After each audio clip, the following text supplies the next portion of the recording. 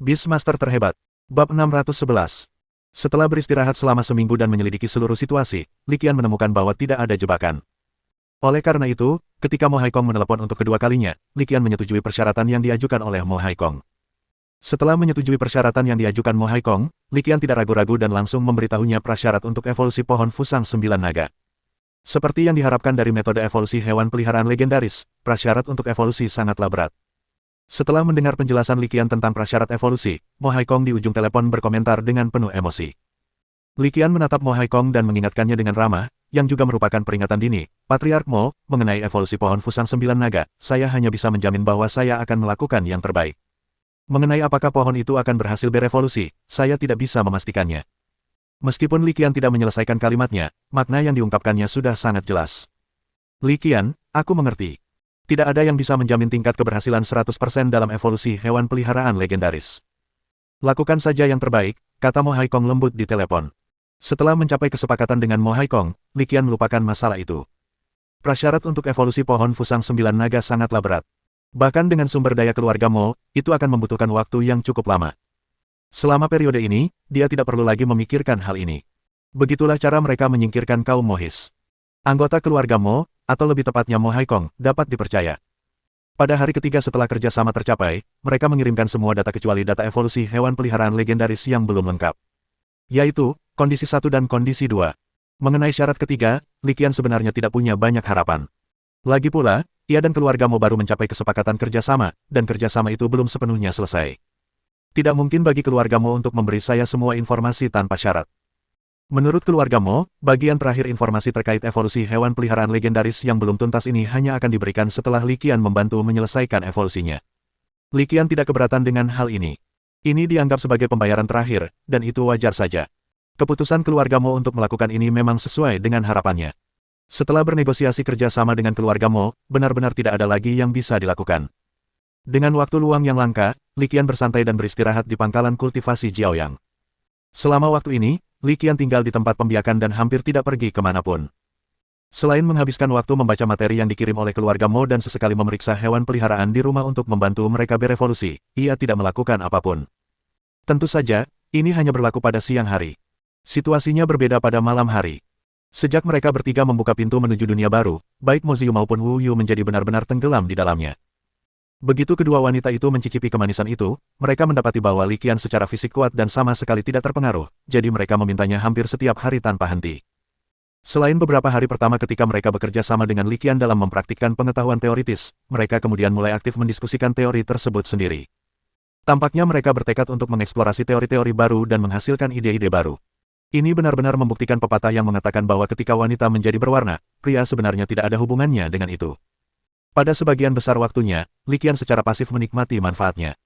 Tentu saja, karena mereka bertiga berlatih ini setiap malam, perasaan mereka satu sama lain tumbuh lebih kuat seiring waktu, dan ikatan serta kasih sayang mereka satu sama lain meningkat pesat. Sekarang, kesampingkan dulu kontraknya, meski kita hanya mempertimbangkan perasaan mereka, mereka bisa sepenuhnya mempercayakan punggung satu sama lain. Tidak hanya dengan Li Qian, tetapi juga dengan kedua wanita itu, ikatan khusus pun terbentuk. Meskipun dalam praktiknya, salah satu dari mereka sering membantu Li Qian menindas yang lain, seperti dengan menambahkan bahan bakar ke api, ikatan persaudaraan memang berkembang di antara mereka. Li Qian tentu saja senang dengan hasil ini. Selain hal-hal santai dan romantis ini, An Pangzi, Tu Jiao, dan Li Lanying semuanya telah mengunjungi pangkalan pelatihan satu demi satu selama periode ini. Fatian baik-baik saja, karena mereka selalu menjadi sahabat dan kedua keluarga mereka masih memiliki hubungan kerjasama, jadi meskipun ada perubahan itu tidak terlalu terlihat. Kesenjangan antara Tu Jiao dan Li Lanying sangat jelas. Begitu lebarnya hingga dapat dilihat dengan mata telanjang. Ketika mereka mengobrol dengan diri mereka sendiri, mereka tidak lagi merasa rileks dan nyaman seperti sebelumnya, melainkan merasa menahan diri. Li Qian tahu bahwa ini adalah perubahan yang tak terelakkan yang disebabkan oleh perbedaan status sosial. Terutama Li Lanying, mungkin karena dia pernah menyelamatkannya di bukit belakang sekolah, perasaannya terasa sangat berbeda.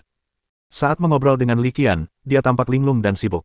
Setelah Li Lanying pergi, Wu Yu bercanda, Li Qian, kamu benar-benar boros. Kamu tanpa sadar telah mencuri hati gadis lain. Setelah periode latihan berskala besar ini, Li Qian jadi memahami banyak hal dan menjadi jauh lebih berwawasan tentang masalah antara pria dan wanita. Secara terus terang, ini berarti banyak batasan moral telah dihapuskan. Dulu, Li Qian akan menyangkalnya 3 kali atau menepisnya, tapi sekarang dia bercanda dengan santai, tidak ada yang bisa kulakukan, aku terlalu menawan, semua gadis mengejarku. Baik Mo Ziyu maupun Wu Yu memutar mata mereka mendengar kata-kata Li Qian yang tidak tahu malu. Li Qian, yang tidak tahu malu seperti biasanya, tidak peduli sama sekali. Dengan cara ini, hampir sebulan berlalu dengan tenang. Sebentar lagi akan tiba saatnya dimulainya tahun ajaran baru. Mo Ziyu telah meninggalkan kota Lingshui lebih cepat dari jadwal. Saat ini ia adalah mahasiswa di Universitas Penjinak Binatang Zonghai. Setelah menandatangani kontrak dengan Li Qian, studinya pasti akan terganggu. Li Qian harus pergi ke kota Zonghai untuk menangani dampak pemunduran dirinya dari kuliah. Sehari setelah Mo Ziyu pergi, Li Qian dan Wu Yu juga berangkat, langsung menuju Universitas Penjinak Binatang Sasu. Meskipun status Li Qian saat ini berarti dia tidak perlu khawatir tentang hal-hal seperti pendaftaran sekolah, sekolah tentu saja tidak akan melanjutkan masalah tersebut. Namun, Li Qian sangat sadar bahwa dia masih seorang pelajar, dan bersikap terlalu tidak konvensional akan berdampak negatif.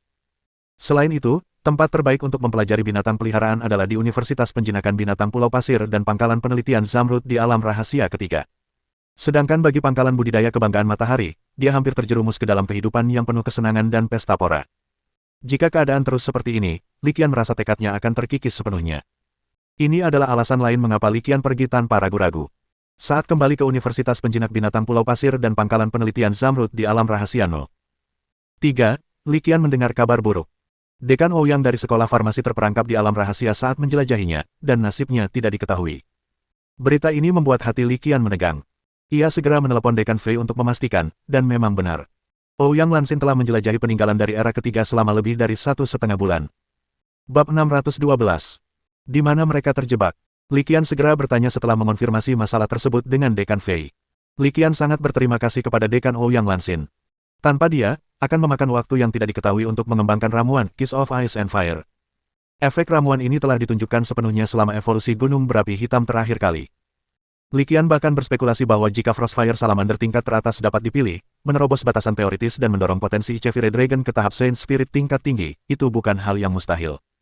Justru karena rasa terima kasihnya itulah Li Qian merasa patah hati saat mendengar berita itu.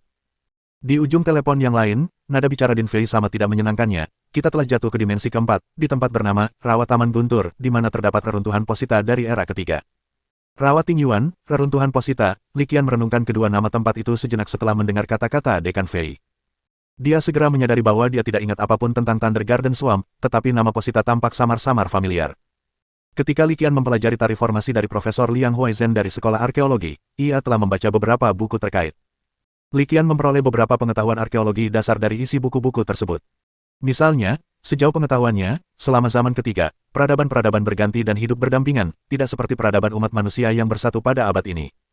Posita merupakan peradaban yang relatif terkenal pada periode ini. Tentu saja, apakah peradaban manusia merupakan peradaban terpadu dari era kelima ini masih bisa diperdebatkan. Apakah ada peradaban lain di langit berbintang yang luas ini, dan apakah peradaban tersebut milik manusia, masih belum diketahui. Apakah peradaban pernah ada di planet nenek moyang kita pada zaman kuno yang jauh masih menjadi pertanyaan.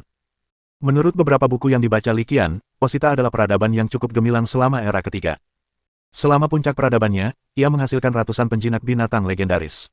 Terjebak dalam reruntuhan seperti itu seringkali berarti lebih banyak kemunduran dan bahaya yang lebih besar. Baiklah, aku mengerti. Jangan khawatir, aku tidak akan bertindak gegabah. Setelah mengobrol dengan Dekan Fei sebentar tentang masalah Dekan Ouyang, Li Qian menutup telepon sesuai instruksinya. Faktanya, bahkan jika Dekan Fei tidak secara khusus menginstruksikannya, Li Qian tidak akan bertindak gegabah. Belum lagi dengan lencana petualang yang dimilikinya saat ini, dia tidak akan bisa memasuki alam dimensi keempat. Bahkan jika dia berhasil masuk, dia akan menyadari keterbatasannya. Kalau Dekan Fei dan Kepala Sekolah Park saja tidak bisa menyelesaikan masalah itu, saya tentu tidak akan bisa berbuat apa-apa kalau saya sendiri yang pergi ke sana. Daripada gelisah, lebih baik tenangkan diri dan lakukan penelitian serius. 2 hari lagi berlalu, dan Mo Ziyu akhirnya selesai menangani masalah di Universitas Penjinak Binatang Zonghai dan bergegas datang. Dalam 2 hari terakhir, gadis kecil Sun Ruirui juga telah kembali ke sekolah dan datang ke pangkalan penelitian batu giok sesegera mungkin. Li Qian mengobrol dengannya. Entah mengapa, setelah hanya 1 bulan, Li Qian memperhatikan bahwa gadis kecil itu tampak sedikit berbeda. Dia akan melirik Wu Yu dan Mo Ziyu sesekali. Seolah-olah mereka memiliki sesuatu yang istimewa tentang mereka. Meskipun Li Qian memperhatikan ini, dia tidak terlalu mempedulikannya. Dalam 2 hari terakhir, semakin banyak berita tentang Dekan Ouyang yang masuk. Akan tetapi, tidak satu pun dari ini merupakan kabar baik. Meskipun sekolah mengorganisasikan upaya penyelamatan, kemajuannya sangat lambat.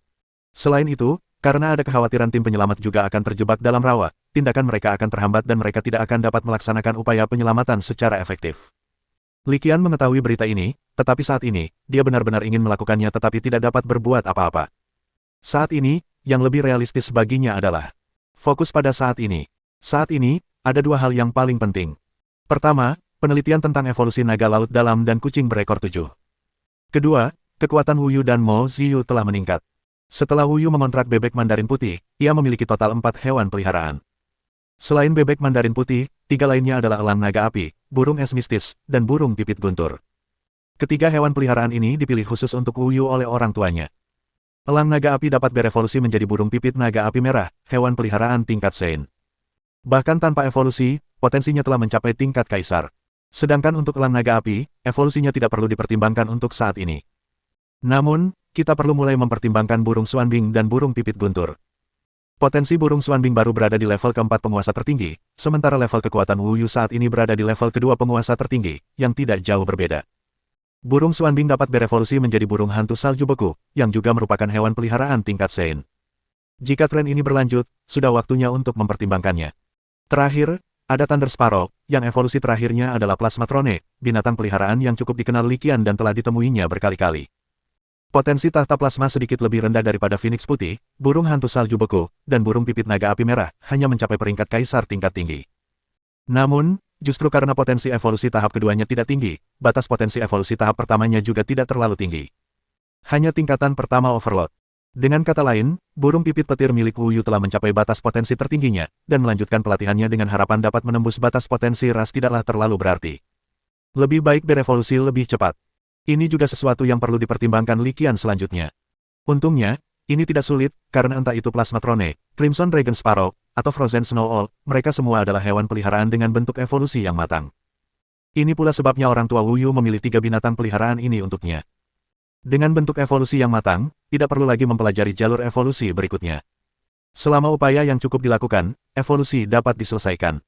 Dalam hal ini, berkat komunikasi dan koordinasi Li Qian, Dekan Fei dari Universitas Penjinak Binatang Sazu telah menghubungi guru pelatihan dari Universitas Penjinak Binatang Guntur. Orang ini adalah salah satu Beastmaster yang menguasai metode evolusi dari Thunder Sparrow menjadi Plasmatrone. Berikutnya, yang perlu Anda lakukan adalah membuat koneksi dan mengirim hewan peliharaan itu. Ketika saya berbicara dengan Dekan Fei tentang masalah Dekan Ouyang melalui telepon sebelumnya, dia sudah mengurusnya. Terlebih lagi, tidak disebutkan adanya biaya, yang membuat Li Qian sangat bersyukur, dan dia sangat menyadari pertimbangan sekolah tersebut. Tentu saja, perlakuan khusus ini jelas bukan kerugian bagi sekolah. Saat ini, Pangkalan Penelitian Giok terus memproduksi berbagai hewan peliharaan tingkat tinggi dan langka yang dapat dipilih oleh calon penjinak binatang di sekolah. Dalam hal ini, Li Qian juga berkontribusi bagi sekolah. Faktanya, Li Qian tidak terlalu khawatir terhadap tahta plasma, burung pipit naga merah, atau bahkan burung hantu salju beku. Mengingat status Li Qian saat ini di Universitas Penjinak Binatang Sazu, sekolah tersebut secara alami akan membantunya menyelesaikan evolusi jika dia memintanya. Saat ini, yang benar-benar perlu ia fokuskan adalah Mo Ziyu. Kecelakaan yang terjadi di kota Sibao sebelumnya menyebabkan Mo Ziyu kehilangan 2 hewan peliharaannya, yang sangat mengurangi kekuatannya. Sekarang setelah cederanya pulih, wajar untuk memikirkan ulang dan merencanakan segala sesuatunya dengan baik. Bab 613. Tidak seperti Wu Yu, hewan peliharaan kontrak Mo Ziyu jelas berada pada tingkatan yang lebih rendah. Mungkin di mata kaum Mohis, dia hanyalah sumber daya yang pada akhirnya akan dipertukarkan atau diserap secara internal. Sama sekali tidak perlu membuat kontrak dengan hewan peliharaan kelas atas. Selain 2 yang musnah dalam anomali celah dimensi di kota Sibao, 2 binatang peliharaan yang tersisa adalah kupu-kupu api mengalir dan iblis pedang api hitam. Iblis pedang api hitam merupakan bentuk evolusi dari pendekar pedang api hitam. Dengan atribut api dan kegelapan, potensinya telah mencapai peringkat kaisar tingkat tinggi. Saat Mo Ziyu menyelesaikan evolusinya dan mencapai level ke-9 peringkat Overlord, kekuatannya juga meningkat secara signifikan di bawah umpan balik kemajuan, dan sekarang telah maju ke level ke-5 peringkat Overlord. Berdasarkan situasi saat ini, kita dapat mengabaikan iblis pedang api hitam untuk saat ini. Masih jauh dari mencapai potensi penuh spesiesnya. Akan tetapi, Flowing Fire Butterfly tidak begitu mengesankan. Potensi rasialnya baru berada di level ketiga Overlord, dan kekuatannya saat ini sudah mencapai level tersebut. Jelas, hal itu sudah cukup membebani level keseluruhan. Penelitian tentang bentuk evolusi Firefly selanjutnya juga harus dimasukkan dalam agenda. Untungnya, saat dia berdagang dengan Kamerat Sun, dia telah memperoleh data evolusi dari cacing lava menjadi ngengat kabut abu-abu, dan dari ngengat kabut abu-abu menjadi kupu-kupu api mengalir. Karena Firefly kemungkinan memperlihatkan pola evolusi yang teratur dan bertingkat, Li Qian dapat mulai mengerjakannya dari perspektif itu. Evolusi multitahap yang disebut reguler agak mirip dengan evolusi kucing berekor banyak. Pada beberapa tahap awal evolusi, mungkin terdapat pola evolusi yang dapat dimanfaatkan. Bahkan jika Anda tidak memilikinya, Anda dapat meminta bantuan Kameratsun. Li Qian ingat bahwa Kameratsun tidak pernah berhenti meneliti evolusi hewan peliharaan seri Lava Worm. Harus ada banyak informasi yang dapat digunakan. Mengingat hubungannya dengan gadis muda Sun Ruirui, seharusnya tidak menjadi masalah untuk membawanya ke sini. Selain dua hewan peliharaan yang ada, yang luka-lukanya telah sembuh sepenuhnya karena evolusi fisik, slot kontrak yang dikosongkan oleh dua hewan peliharaan yang sebelumnya telah binasa sekarang dapat digunakan kembali. Kematian hewan peliharaan tidak berarti berakhirnya jangka waktu kontraknya. Jika seseorang memiliki ramuan obat langka dan berharga yang dapat memulihkan kerusakan mental dan spiritual, pemulihan dapat berlangsung cepat. Namun, bahan langka dan berharga seperti itu tidak ternilai harganya dan sangat sulit ditemukan. Oleh karena itu, luka-luka seperti itu seringkali sangat sulit disembuhkan. Namun, kesulitan-kesulitan ini tidak ada apa-apanya dibandingkan dengan evolusi ras Moziyu. Evolusi Moziyu adalah transformasi lengkap seluruh tubuhnya, dari jiwa hingga rohnya, jadi secara alami ia dapat pulih dengan cepat dari cedera apapun. Sekarang setelah dua posisi kontrak telah dipulihkan, Li Qian dan Moziyu tentu perlu membuat beberapa pengaturan. Karena bakat Moziyu dalam menjinakkan binatang adalah jantung api, peningkatan kekuatan tempur pada hewan peliharaan tipe api sangatlah dilebih-lebihkan. Tanpa diragukan lagi, adalah wajar untuk membentuk kontrak dengan hewan peliharaan beratribut api yang sesuai. Di dalam pangkalan penelitian batu giok, Li Qian menunjuk ke sebuah layar cahaya. Layar itu berkedip dan menampilkan sejumlah besar titik cahaya. 3 titik cahaya berukuran relatif besar, sementara sekitar 100 titik cahaya lainnya berukuran sangat kecil, hanya seukuran kacang hijau. Li Qian menunjuk 3 titik cahaya yang lebih besar dan memperkenalkannya kepada Moziyu. Ketiga hewan peliharaan ini adalah satu-satunya merpati matahari berapi di pangkalan penelitian giok kita. Sisanya adalah ayam bulu merah dan ayam bulu merah mahkota emas. Kalian bisa mengamati hewan peliharaan ini sesuka hati. Jika kalian suka, kalian bisa langsung mengontraknya dengan merpati matahari untuk segera membentuk pasukan tempur. Jika kalian tidak suka, kalian bisa mulai dengan memelihara ayam bulu merah, yang tidak akan memakan banyak waktu. Moziyu melihat peta di layar cahaya, melirik titik-titiknya, lalu mengangguk kecil. Yah, pada tahap ini, apapun jenis hewan peliharaan yang kukontrak, aku pasti akan mengandalkan kekuatan tempurku sendiri, jadi tidak perlu terburu-buru. Li Qian tersenyum pada Moziyu, menjentikkan jarinya, dan layar cahaya itu berubah lagi, menampilkan layar cahaya lainnya. Di dalam layar cahaya ini, terdapat titik cahaya yang jauh lebih sedikit, hanya 2 titik yang lebih besar dan 70 atau 80 titik yang lebih kecil seukuran kacang hijau.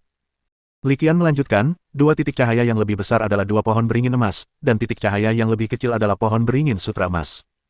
Tanpa ragu, mengingat situasimu saat ini, berkontrak dengan 2 hewan peliharaan legendaris yang sudah kumiliki adalah pilihan yang paling tepat. Kamu bisa meluangkan waktu untuk memilih dari hewan peliharaan ini. Jika kamu tidak menemukan yang kamu suka, kamu bisa pergi ke pusat hewan peliharaan, pusat penjinakan hewan peliharaan, atau pusat perbelanjaan hewan peliharaan untuk memilihnya. Li Qian melanjutkan dengan suara lembut, tentu saja, kalau kau tidak mau tertular kedua jenis hewan peliharaan ini, tidak apa-apa. Kau bisa ceritakan apa yang kau pikirkan, dan aku akan membantumu menemukannya. Moziyu menatap Li Qian, matanya dipenuhi emosi yang tak terucapkan. Meskipun dia belum lama bersama Li Qian, melalui begitu banyak interaksi yang dekat, dia sudah bisa memahaminya dengan cukup baik. Yang terakhir benar-benar tidak memperlakukannya sebagai alat atau budak, tetapi dengan tulus menganggapnya sebagai keluarga dan kekasih. Oleh karena itu, dia tentu saja tidak keberatan dengan pengaturan Li Qian. Terlebih lagi, salah satu dari mereka memiliki evolusi terakhir menjadi gagak emas berkaki 3, dan yang lainnya memiliki evolusi terakhir menjadi pohon kembang sepatu 9 naga. Dengan contoh-contoh sukses dari kedua hewan peliharaan ini yang sudah ada, mereka praktis merupakan kombinasi terbaik, dan dia tidak mungkin menolak mereka. Dia tersenyum dan berkata, Saudara Qian, aku percaya padamu, dan aku akan sangat senang jika berkesempatan untuk mengontrak binatang peliharaan legendaris. Sambil berbicara, dia melangkah riang dan bersiap meninggalkan pangkalan penelitian itu. Setelah Moziyu meninggalkan pangkalan penelitian untuk menyelidiki binatang peliharaan, Li Qian mengalihkan perhatiannya ke Wu Yu. Ia menepuk kepala wanita bersayap itu. Ngomong-ngomong, aku sudah mengurus Thunder Sparrow-mu. Dekan Fei akan mengirim seseorang untuk mengambilnya beberapa hari lagi. Kalau begitu, berikan saja Thunder Sparrow-nya. Soal burung Xuanbing, kau tak perlu khawatir. Aku punya rencana sendiri. Kau hanya perlu fokus berlatih dan berusaha mencapai batas maksimal potensi spesiesmu sesegera mungkin. Sebenarnya, entah itu Thunder Sparrow atau Icebird, keluarga kami sudah membuat pengaturan, kata Wu Yu dengan ekspresi agak rumit. Li Qian menggelengkan kepalanya dan berkata dengan yakin, aku yakin ketika orang tuamu merencanakan 2 hewan peliharaan ini untukmu, mereka sudah membuat pengaturan lanjutan. Tapi sekarang kau milikku, seperti putri yang sudah menikah. Tidak ada alasan bagimu untuk selalu bergantung pada keluarga orang tuamu. Lagi pula, ini bukan hal yang sulit bagiku. Sambil berbicara, Li Qian mengulurkan tangannya lagi dan menepuk kepala Wu Yu sekali lagi. Wu Yu merasa malu dan kesal, lalu menepis tangan Li Qian yang menepuk kepalanya, lalu cemberut dan berkata, aku tahu. Lagi pula, siapa orangmu? Dan berhentilah menyentuh kepalaku terus-menerus. Aku bukan anak anjing. Hahaha. Li Qian tertawa terbahak-bahak saat melihat Wu Yu memperlihatkan sisi kewanitaan yang langka. Setelah membuat pengaturan untuk hewan peliharaan kontrak Wu Yu dan Mo Ziyu, kehidupan Li Qian dengan cepat kembali normal. Di waktu berikutnya, Mo Ziyu dengan cermat memeriksa setiap calon hewan peliharaan di alam rahasia ketiga. Karena ia punya banyak waktu, ia tidak perlu terburu-buru menentukan pilihan. Li Qian merasa bahwa dia pasti bisa menemukan binatang peliharaan yang disukainya di alam rahasia ketiga ini, karena setiap binatang peliharaan di dalamnya dipilih dan ditempatkan dengan hati-hati oleh Akademi Pembiakan Universitas Penjinak Binatang Sasu. Kualitasnya tidak ada bandingannya dengan hewan liar yang ditemukan di tempat lain. Adapun Wu Yu, setelah Dekan Fei mengirim guru Jin untuk menjemput Lei Ke keesokan harinya, dia membenamkan dirinya dalam pelatihan intensif. Li Qian tentu saja gembira melihat kejadian ini, dan dia bahkan memberikan semua hewan peliharaannya, baik yang dikontrak maupun yang tidak, untuk membantunya berlatih. Bab 614. Setelah mengatur evolusi dan kontrak kedua hewan peliharaan wanita itu, Li Qian kemudian sibuk dengan pekerjaannya sendiri. Ia memfokuskan upaya utamanya pada mempelajari evolusi naga laut dalam dan kucing berekor 7. Ada beberapa kemajuan, tetapi belum banyak. Misi Deep Sea Dragon saat ini masih tertahan di angka 86%. Sedangkan kucing ekor 7 bahkan lebih parah lagi, progres misinya saat ini hanya 75%. Li Qian membiarkan 2 slot tugas yang tersisa kosong untuk sementara waktu, tanpa niat membuat tugas baru. Ia bermaksud menggunakannya untuk mempelajari kupu-kupu Firefly berikutnya. Saat ini, hewan peliharaan ini telah menjadi kelemahan Mo Ziyu. Karena mengganti hewan peliharaan ini tidak memungkinkan, Li Qian harus meneliti evolusi selanjutnya. Li Qian biasanya tidak menggunakan bilah tugas yang tersisa. Ini untuk keadaan yang tidak terduga. Selain Li Qian, kedua wanita itu juga sibuk dengan urusan mereka sendiri. Mo Ziyu telah memilih ayam berbulu merah dan menyelesaikan kontrak. Dia akhirnya tidak langsung memilih merpati matahari, melainkan memilih ayam bulu merah, bersiap untuk membesarkannya dari awal, yang juga sesuai dengan harapan Li Qian. Memulai dari awal akan memudahkan dalam membangun fondasi kasih sayang. Selain itu, sundok berkepala 3 yang ada, meski memiliki potensi bagus, tidak dianggap sebagai yang terbaik, yang juga merupakan salah satu alasannya. Dengan potensi seperti itu, memeliharanya hingga batas potensi ras tentu bukan masalah, tetapi menyelesaikan transformasi dan berevolusi menjadi burung gagak emas berkaki 3 mungkin akan cukup sulit.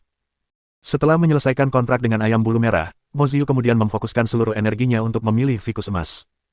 Ya, sama seperti ayam bulu merah yang dikontrak, Mo Ziyu juga berencana untuk mulai membudidayakan pohon fusang 9 naga dari fikus emas. Li Qian cukup menyetujui pendekatannya yang bertahap dan mantap. Adapun Wu Yu, seorang wanita dari suku bersayap.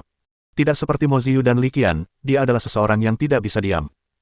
Saat ini, ia sedang melatih kelompok hewan peliharaan Li Qian, serta beberapa hewan peliharaannya sendiri, dengan cara yang sangat antusias.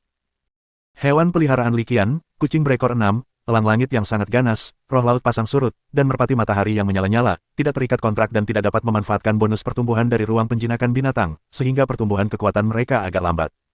Sekarang Wu Yu membantu pelatihan, ia tentu saja senang melihatnya terjadi. Gadis kecil itu, Sun Ruirui, masih sama persis seperti sebelumnya, datang untuk membantu setiap beberapa hari. Mereka praktis memperlakukan pangkalan penelitian batu giok sebagai rumah kedua mereka. Li Qian tidak keberatan sama sekali. Mengenai masalah hati, meskipun mereka hanya selangkah lagi menuju titik bersama, Li Qian tidak sengaja mengejar apapun. Itu akan terjadi secara alami. Mengejar sesuatu dengan sengaja malah dapat menimbulkan situasi yang canggung. Bagaimanapun, Kamerat Sun sudah menyetujuinya, atau lebih tepatnya, menyetujuinya secara diam-diam. Menurut Old Sun, orang tua Sun Ruirui terjebak dalam petualangan dimensi bertahun-tahun lalu dan tidak pernah kembali. Sejak kecil hingga dewasa, ia selalu diasuh oleh paman ketiganya, yang juga dikenal sebagai Kamerat Matahari. Konon, pamannya bertugas di militer, di medan perang luar angkasa, dan sudah bertahun-tahun tidak kembali ke planet leluhurnya. Mereka praktis tidak saling berhubungan setiap hari. Li Qian tentu saja tidak akan menolak bantuan sesekali dari gadis muda Sun Ruirui. Sama seperti Wu Yu, dia senang melihat ini terjadi. Hari-hari berlalu dengan damai. Jadwal Li Qian sangat padat. Ia menghabiskan sebagian besar waktunya mempelajari evolusi naga laut dalam dan kucing berekor 7, dan sisanya membaca materi. Kadang-kadang, ketika suasana hatinya sedang bagus, dia akan menghadiri kelas di akademi. Selain itu, setiap kali ada waktu luang, Li Qian menggunakan metode meditasi kekuatan super untuk berkultivasi, terus meningkatkan kebugaran fisiknya dan mempercepat transformasi tubuhnya menjadi fisik yang luar biasa. Selama latihannya, Li Qian juga menemukan bahwa metode meditasi kekuatan super ini benar-benar dapat meningkatkan kemampuannya di area tersebut. Sebelumnya, setelah Xiao Liu berevolusi, kemampuan fisiknya memungkinkan dia bertarung setara dengan Mo Ziyu dan Wu Yu. Setelah terus-menerus mempraktikkan metode meditasi kekuatan super, ia perlahan-lahan memperoleh keunggulan dan menunjukkan kecenderungan untuk mengalahkan kedua wanita itu. Tentu saja, ini sebagian besar disebabkan oleh pesta pora mereka di malam hari dan pengalaman yang terus bertambah. Di masa lalu, Li Qian hanya bisa dianggap sebagai master teori. Sekarang, dengan menggabungkan teori dengan praktik, ia juga dapat disebut sebagai orang yang berorientasi pada tindakan. Selain penelitian dan pembelajaran, serta menghubungkan teori dengan praktik, beberapa orang sesekali akan saling menelepon untuk mengobrol. Meskipun saya masih berhubungan dengan An Pangzi, Li Lanying, dan Tu Jiao Jiao, kami tidak banyak berhubungan lagi. Lu Tianjiao, di sisi lain, kadang-kadang akan kembali ke taman sianya atau mengobrol di telepon. Kadang-kadang saya tetap berhubungan dengan orang lain, seperti senior Irina, Bai Bingbing, dan senior Adu, tetapi demikian pula, kontaknya tidak sering. Di antara orang-orang ini, Li Lanying, siswa senior Irina, dan Bai Bingbing berada dalam situasi yang agak istimewa. Setiap percakapan selalu meninggalkan Li Qian dengan perasaan bahwa ada lebih banyak cerita daripada yang terlihat, dan bahwa ia ingin mengatakan lebih banyak lagi. Meskipun Li Qian punya sedikit perasaan tentang hal ini, dia tidak mengungkapkannya. Senyum getir tersungging di wajahnya. Saya tidak tahu apakah gadis-gadis ini merupakan keberuntungan atau malapetaka bagi saya. Dan begitu saja, setengah bulan berlalu dengan tenang. 2 minggu kemudian, kabar buruk datang dengan kedatangan Guru Jin. Apa? Evolusi Thunder Sparrow menjadi Plasmatrone gagal. Li Qian mengambil kembali bola binatang yang diberikan Guru Jin, wajahnya penuh ketidakpercayaan. Li Qian sudah tahu bahwa ada kemungkinan kegagalan dalam evolusi Thunder Sparrow menjadi Plasmatrone. Dia juga tahu bahwa kemungkinan kegagalannya sekitar 50%. Dengan kata lain, tingkat keberhasilannya 50/50. Meskipun tingkat keberhasilannya tidak tinggi, Li Qian tidak khawatir sama sekali sebelumnya. Mengingat latar belakang keluarga Wu Yu, kualitas hewan peliharaan yang dipilih orang tuanya untuknya tidak diragukan lagi sangat baik. Terlebih lagi, Li Qian telah melihat Thunder Sparrow milik Wu Yu sebelumnya. Mereka memiliki bakat dan potensi yang luar biasa. Mereka luar biasa. Dalam pandangan Li Qian, Thunder Sparrow dengan kualitas seperti itu hampir tidak mungkin gagal dalam evolusi. Namun kenyataan membuatnya agak tercengang. Evolusi gagal. Bagaimana itu bisa terjadi? Maafkan aku, Li Qian, ini sangat disesalkan. Guru Jin berkata dengan sedikit rasa bersalah, namun, kerusakan akibat kegagalan evolusi tidak serius. Setelah masa istirahat, lukanya akan sembuh total, dan kamu bisa melanjutkan evolusi. Li Qian memasukkan bola penjinak binatang ke sakunya dan menatap Guru Jin yang tampak bersalah. Terima kasih, Guru Jin. Masalah ini tidak ada hubungannya denganmu. Bagaimanapun, masalah ini tidak dapat disalahkan pada Guru Jin. Li Qian memahami hal ini. Tentu saja seseorang tidak akan melampiaskan kemarahannya kepada orang lain. Setelah mengobrol beberapa menit lagi, Guru Jin mengucapkan selamat tinggal dan pergi. Setelah Guru Jin pergi, Li Qian menggaruk kepalanya dengan agak gelisah. Bagaimana aku harus menjelaskan ini kepada Wu Yu sekarang? Dia sudah memikul begitu banyak tanggung jawab sebelumnya, dan sekarang. Li Qian menatap bola penjinak binatang di tangannya dan tak kuasa menahan desahan. Setelah berpikir sejenak, dia tidak dapat menahan senyum. Entah kita mengatakannya atau tidak, itu tidak ada gunanya sekarang. Setelah evolusi gagal, Wu Yu telah bereaksi melalui kontrak jiwa. Dia mungkin mengetahui hasilnya jauh lebih awal daripada saya. Setelah memikirkannya, dan menyadari bahwa wanita bersayap itu tidak bertingkah aneh beberapa hari terakhir ini, senyum Li Qian pun semakin lebar. Saya terkejut karena ternyata saya tidak setenang dia. Lucu sekali, sungguh. Bab 615. Setelah memperoleh bola penjinak binatang milik Lei Ke, Li Qian tidak langsung memanggil Wu Yu. Dia mulai mencari secara daring. Tak lama kemudian, saya menemukan informasi yang saya butuhkan. Melihat informasi ini, dia sedikit mengernyit, merasa ada sesuatu yang tidak beres. Tentu saja, tidak ada informasi terkait evolusi tahta plasma yang dapat ditemukan daring. Namun, berdasarkan informasi yang tersedia, tidak ada masalah. Misalnya, tingkat keberhasilan evolusi Plasmatrone sebesar 50% sebenarnya bersifat acak. Itu sungguh luar biasa. Ini sepenuhnya bertentangan dengan pemahaman Li Qian tentang pembiakan evolusioner. Dalam pemahamannya, evolusi, seperti burung gagak emas berkaki 3, pohon fusang 9 naga, dan naga es dan api, tentu saja memiliki tingkat keberhasilan, tetapi tingkat keberhasilan ini mengikuti pola tertentu. Dalam keadaan normal, semakin tinggi bakat dan kemampuan seseorang, semakin tinggi pula tingkat keberhasilan evolusinya. Yang disebut tingkat keberhasilan 30% atau tingkat keberhasilan 40% semuanya relatif, mengacu pada nilai rata-rata. Hewan peliharaan dengan bakat dan kemampuan tinggi dapat mencapai tingkat keberhasilan 80% atau bahkan 90%. Yang terendah mungkin kurang dari 10%. Atau, seperti elang langit ganas, ia dapat berevolusi jika memiliki bakat spasial, dan tidak dapat berevolusi jika tidak memilikinya. Polanya semuanya sangat jelas. Dalam pandangan Li Qian, probabilitas acak murni, seperti lotere, tidak ada. Kecuali, seperti Profesor Yan sebelumnya, itu adalah elang surgawi yang dapat terbang ke langit. Proses evolusi memiliki kelemahan. Semakin Li Qian mempelajarinya, semakin yakin ia bahwa kemungkinan ada sesuatu yang salah dengan metode evolusi tahta plasma. Setelah mengetahuinya, dia melihat ke bilah tugas. Poin pencapaian, 26. Jika metode evolusi plasmatrone benar-benar memiliki kekurangan, menggunakan poin pencapaian untuk segera menebusnya akan menjadi pilihan yang baik. Memikirkan hal ini, dia sudah mengambil keputusan. Tanpa ragu-ragu lagi, dia memanggil Wu Yu.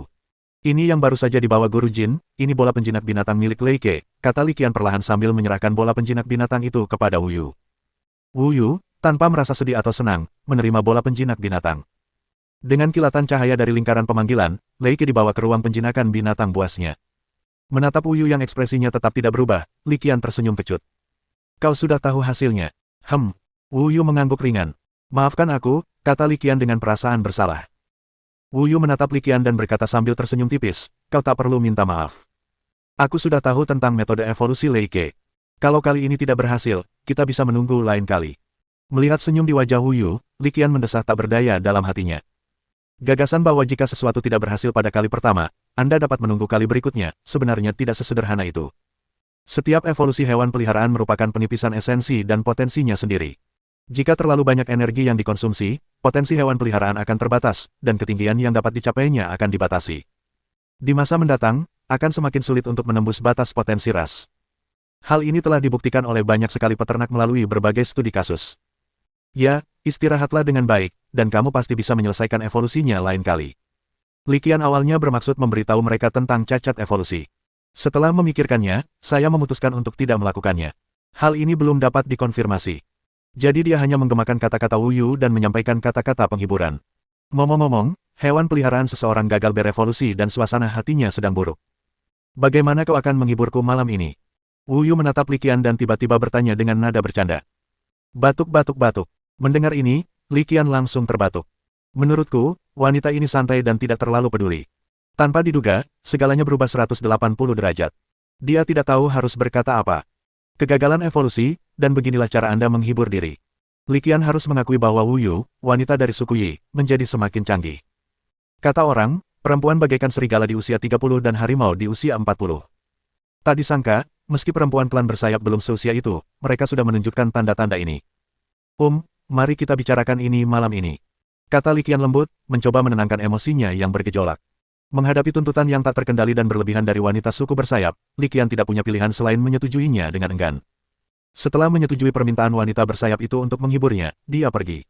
Malam itu, atas permintaan wanita bersayap itu, Li Qian memberinya pidato penyemangat yang panjang dan menyentuh hati. Jelas bahwa dia merasa jauh lebih baik setelah dihibur. Setelah 3 hari penelitian berikutnya, Li Qian pada dasarnya memastikan bahwa metode evolusi tahta plasma kemungkinan besar cacat. Setelah menerima jawaban ini, dia tidak ragu-ragu dan menelepon Dekan Fei. Setengah jam kemudian, di kantor Dekan Fei di Akademi Pelatihan Universitas Penjinak Binatang Sazu, Li Qian mengungkapkan rencananya. Dekan Fei, saya ingin bertukar metode evolusi tahta plasma dengan Universitas Penjinak Binatang Petir. Mendengar ini, Dekan Fei sedikit mengernyit. Kenapa? Dalam pandangan Din Fei, pertukaran dengan metode evolusi tahta plasma adalah hal yang berbiaya sangat rendah kinerja. Bila perlu, Anda tinggal meminta bantuan instruktur pengembangbiakan di Thunder Beast Taming University untuk berevolusi. Tidak perlu melakukan pertukaran untuk mendapatkan metode evolusi. Penting untuk diketahui bahwa untuk menukar metode evolusi hewan peliharaan tingkat kaisar, Anda perlu menghasilkan setidaknya hasil yang serupa. Di antara hewan peliharaan potensial tingkat kaisar tipe petir, kekuatan tahta plasma hanya dapat dianggap rata-rata. Terlebih lagi, penelitian selanjutnya mengenai bentuk evolusi pada dasarnya telah menemui jalan buntu. Karena semua alasan ini, Dekan Fei merasa bahwa metode evolusi untuk menukar tahta plasma tidaklah bermanfaat. Namun, dia tahu bahwa Li Qian, mengingat kepribadiannya, tidak akan pernah melakukan sesuatu tanpa alasan. Lalu dia berbicara dan bertanya dengan lembut. Li Qian tidak membuat mereka penasaran dan langsung menyatakan tebakannya, metode evolusi tahta plasma memiliki tingkat kegagalan 50%, dan 50% ini sepenuhnya acak dan tidak terpengaruh oleh bakat dan talenta hewan peliharaan. Ini benar-benar tak terduga, begitu pula. Hukum objektif kultivasi. Li Qian menatap Dekan Fei dengan serius dan berkata, oleh karena itu, saya menduga mungkin ada kekurangan dalam metode evolusi tahta plasma. Jika kekurangan ini dapat diperbaiki, tingkat keberhasilan evolusi tahta plasma dapat ditingkatkan hingga sangat signifikan. Selain itu, setelah memperbaiki kekurangannya, kita mungkin bisa melihat jalan ke depan. Kalimat terakhir sengaja ditambahkan oleh Li Qian. Untuk menambah bobot retorika. Benar saja, setelah Li Qian berbicara, ekspresi Dekan Fei langsung berubah serius. Meski peningkatan rasio keberhasilan evolusi plasmatrone sangat berharga, Din Fei yakin nilainya biasa saja, tidak tinggi dan tidak rendah. Namun, jika memungkinkan seseorang melihat jalan di depan, nilainya menjadi tak tertandingi. Perlu dicatat bahwa potensi tahta plasma telah mencapai peringkat kaisar tingkat menengah. Jika dapat berevolusi lagi, bukan tidak mungkin potensinya akan mencapai peringkat legendaris. Sekalipun aku tidak berhasil mencapai level legendaris, mencapai level tinggi Roh Kudus jelas bukan masalah. Bab 616. Tidaklah berlebihan jika dikatakan bahwa kepercayaan Dekan Fei terhadap Li Qian tidak terukur. Oleh karena itu, setelah yang terakhir mengatakan bahwa mungkin kami dapat melihat jalan ke depan, kami memilih untuk mempercayainya tanpa syarat. Dia dengan mudah menyetujui permintaan Li Qian dan melanjutkan, jadi, pencapaian evolusi mana yang ingin kau tukarkan dengan Universitas Penjinak Binatang Petir? Li Qian tidak mempertimbangkan hal ini. Dia menjawab dengan jujur, salah satu pencapaian evolusi di tingkat kaisar dapat diterima. Li Qian memiliki beberapa pencapaian evolusi tingkat kaisar. Menurut pandangannya, kedua pilihan tersebut dapat diterima untuk pertukaran. Sejujurnya, dia mulai meremehkan pencapaian evolusi tingkat kaisar. Din Fei berpikir sejenak dan mengambil alih masalah itu sendiri. Katanya, bagaimana kalau begini? Aku yang urus. Nanti aku kabari kalau sudah dapat hasilnya. Baiklah, kalau begitu aku akan merepotkanmu. Dekan Fei menerima tugas itu, dan tentu saja dia senang melihatnya terjadi. Bernegosiasi dengan orang-orang dari Universitas Penjinak Binatang Petir bukanlah sesuatu yang ia kuasai. Dekan Fei bersedia mengurus semua masalah rumit ini, sehingga menghemat kesulitan dan tenaganya. Faktanya, Li Qian percaya bahwa selama nilai kedua belah pihak kira-kira sama, tidak masalah apakah seseorang untung atau rugi sedikit. Bagaimanapun, dagingnya akan membusuk di dalam panci. Hal ini telah meningkatkan kekuatan Universitas Penjinakan Binatang Petir, dan dari perspektif yang lebih luas, hal ini juga membantu seluruh umat manusia. Tentu saja, jika seseorang ingin mendapatkan hasil penelitiannya secara gratis, itu tidak akan berhasil. Meskipun, jari emas, istilah yang merujuk pada kemampuan bawaan seseorang untuk memengaruhi orang lain, memainkan peran kecil dalam pencapaian evolusi ini, pencapaian tersebut terutama merupakan hasil penelitian dan usahanya sendiri yang berdedikasi. 3 hari kemudian, pertukaran selesai. Li Qian menukar hasil evolusi elang langit ekstrim dengan metode evolusi tahta plasma. Setelah menerima materi tersebut, Li Qian segera mulai membacanya tanpa ragu-ragu. Evolusi plasmatrone tidaklah rumit. Pertama, Anda perlu meningkatkan Thunder Sparrow minimal ke level Overlord, dan lebih baik lagi jika mencapai potensi rasial maksimal. Kedua, latih skill dasar petir Electric Shock hingga level batas. Terakhir, setelah mengonsumsi Thunder Flower, Purple Thunder Fruit, dan Thunder Fin, terbang ke langit saat terjadi badai petir untuk menarik kekuatan petir dan menyelesaikan evolusi. Li Qian mengerutkan kening saat dia melihat dokumen itu. Langkah terakhir ini tampaknya agak tidak dapat diandalkan. Dia merasa bahwa dirinya mungkin tertipu. Kelengkapan metode evolusi yang dipertukarkan ini mungkin melampaui harapannya. Dengan mengingat hal itu, dia tidak ragu-ragu dan segera membuat tugas 1 yang kosong. Tugas 1, evolusi Thunder Sparrow menjadi Plasmatrone, kemajuan tugas saat ini 95%. Mendengar suara notifikasi di benaknya, bibir Li Qian berkedut tanpa sadar. Segera setelah itu, ekspresinya menjadi agak rumit. Meskipun data evolusi yang diberikan oleh Thunder Beast Taming University sudah 95% lengkap, namun datanya masih sangat rendah hingga membuat giginya sakit. Pikiran bahwa pihak lain telah berhasil meraup keuntungan terus-menerus melalui metode evolusi yang tidak lengkap membuat Li Qian terdiam. Selain itu, ada hal lain yang tidak diduganya. Sebelumnya, dia mengatakan kepada Din Fei bahwa dia mungkin bisa melihat masa depan, tetapi itu omong kosong belaka, hanya untuk menambah bobot retorikanya. Sekarang tampaknya kita benar-benar dapat melihat beberapa tanda terobosan. Metode evolusi ketiga mungkin tampak agak keterlaluan, tetapi sebenarnya metode ini memberikan kontribusi terhadap tingkat keberhasilan evolusi sebesar 50%. Ini menjelaskan apa yang mungkin telah disentuh oleh konten evolusi ini. Ini adalah evolusi kedua dari Thunder Sparrow, atau jalan ke depan. Li Qian tidak yakin situasi apa itu, jadi dia menggertakkan giginya dan langsung menginvestasikan 5 poin prestasi. 5 poin pencapaian masih membuatnya cukup tertekan. Misi penelitian tentang evolusi naga es dan api pada dasarnya hanya membuang-buang waktu. Poin pencapaian telah turun kembali menjadi 21. Betapapun tak berdayanya dia tidak punya energi untuk memikirkan apapun saat ini. Dia benar-benar terserap oleh banjir informasi yang masuk setelah menyerahkan tugas. Titik evolusi pertama baik-baik saja. Memang perlu menguasai skill Electric Shock yang mampu menembus batas. Detail evolusi kedua agak berbeda. Ketiga bahan evolusi, Thunder Flower, Purple Thunder Fruit, dan Thunder Fin, dapat digiling menjadi bubuk dengan rasio 1:2 banding 1. Bubuk ini dapat diambil langsung selama evolusi. Lebih kondusif untuk merangsang potensi ras hewan peliharaan. Ketika Li Qian melihat pesan ini, dia tidak bisa tidak memikirkan ramuan Kiss of Ice and Fire.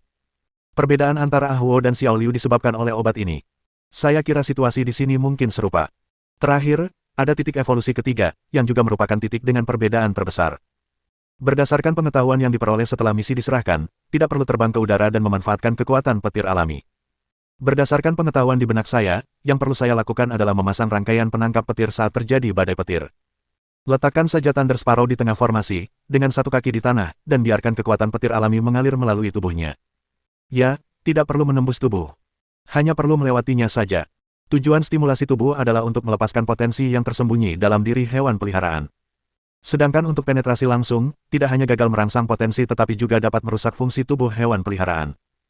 Melihat informasi yang dikirim oleh Universitas Penjinakan Binatang Petir dan menggabungkannya dengan pengetahuan dalam benaknya, Li Qian punya dugaan pasti mengapa yang pertama hanya memiliki tingkat keberhasilan 50% dalam evolusi. Dia tidak membuang waktu dan segera menghubungi Dekan Fei.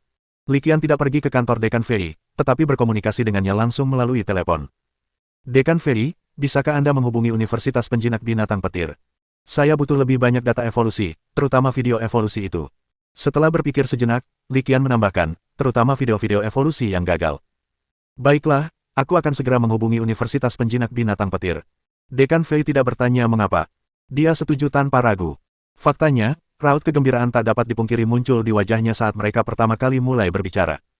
Video evolusi Li Qian yang gagal kemungkinan menunjukkan bahwa ia telah membuat beberapa penemuan. Setelah menyetujui permintaan Li Qian, Dekan Fei tidak menunda dan segera menghubungi Universitas Penjinak Binatang Petir. Para instruktur di sana, yang juga peneliti metode evolusi plasmatrone, sedikit bersemangat saat mendengar permintaan Dekan Fei. Apakah kau menemukan sesuatu? Tanyanya segera. Baru saja menebus metode evolusi untuk tahta plasma, dan tidak lama setelah itu, mereka datang menuntut video evolusi yang gagal, tidak mengherankan instruktur pengembang biakan curiga. Din Fei, sebagai seorang pria berpengalaman dan cerdik, segera memahami apa yang dikatakan guru pelatihan dari Universitas Penjinak Binatang Guntur di telepon. Cara tahta plasma ini berevolusi tampak sangat luar biasa. Oleh karena itu, dia tidak bisa tidak mengagumi Li Qian. Saya baru memiliki data evolusi dalam waktu singkat, tetapi saya telah memperoleh beberapa keuntungan tambahan. Bab 617. Pada akhirnya, Dekan Fei tidak mengungkapkan apapun. Inti masalahnya adalah Li Qian membuat suatu penemuan, yang juga merupakan tebakannya. Dia tidak bisa hanya menebak-nebak. Sebagai dekan Akademi Penjinak Binatang Universitas Sasu, dia tidak bisa begitu saja menyebarkan omong kosong semacam ini yang hanya dibuat-buat oleh seorang anak kecil. Kita sebaiknya menunggu sampai Li Qian menemukan jawabannya sebelum kita bisa pamer.